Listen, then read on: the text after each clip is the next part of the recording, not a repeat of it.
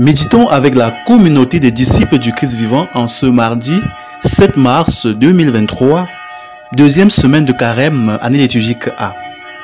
Évangile de Jésus-Christ selon saint Matthieu, au chapitre 23, versets 1 à 12. En ce temps-là, Jésus s'adressa aux foules et à ses disciples et il déclara: Les scribes et les pharisiens enseignent dans la chair de Moïse. Donc, tout ce qu'ils peuvent vous dire, faites-le et observez-le. Mais n'agissez pas d'après leurs actes, car ils disent et ne font pas.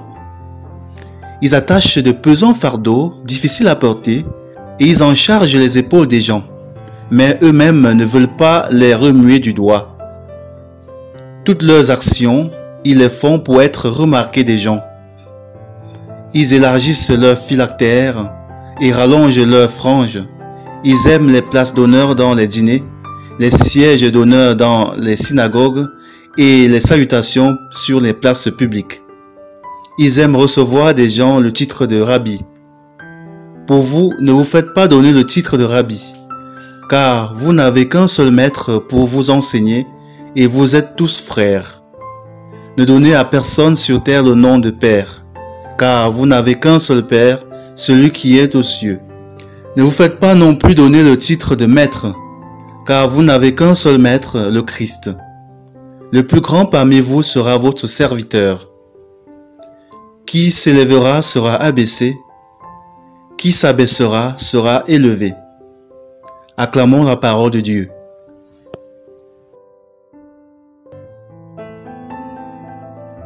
Méditation. Frères et sœurs en Christ, que la grâce de notre Seigneur Jésus-Christ abonde dans chacune de nos vies. Ce matin, le Seigneur nous interpelle dans l'Évangile et il interpelle ses disciples sur le comportement des scribes et des pharisiens qui agissent pour se faire voir et pour manifester leur puissance auprès de leurs frères et sœurs et non pour se mettre véritablement au service des autres en s'abaissant.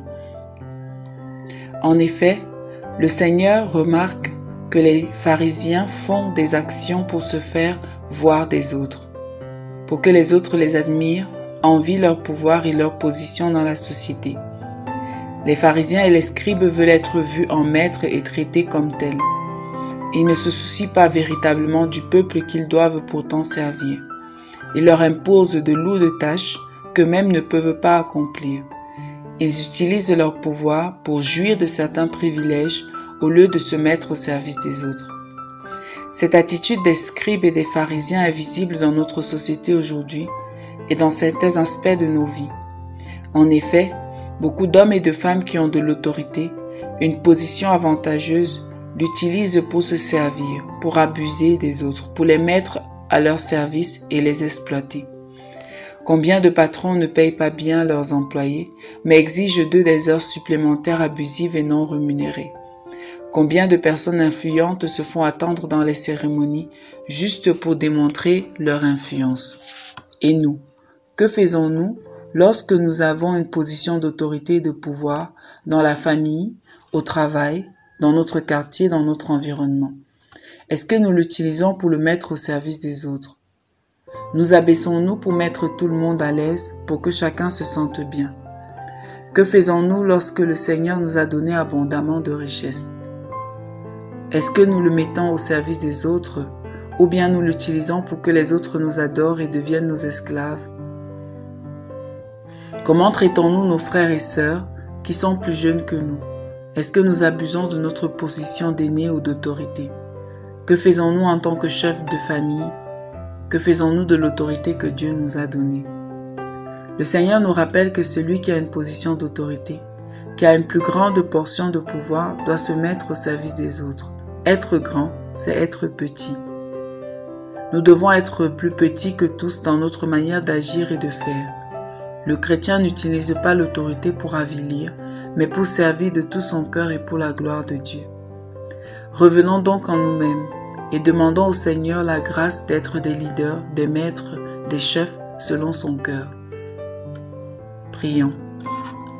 Père d'amour, tu nous as montré à travers ton Fils Jésus-Christ le sens même de l'autorité qui se donne entièrement pour le peuple qui est sur sa garde.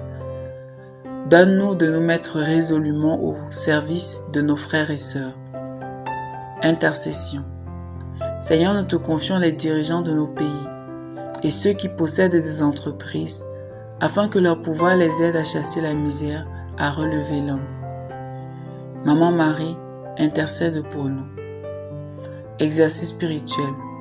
Rendons aujourd'hui un service à une personne qui est plus petite que nous ou qui a une position plus basse que nous, et faisons-le avec humilité. Loué soit Jésus-Christ, à jamais.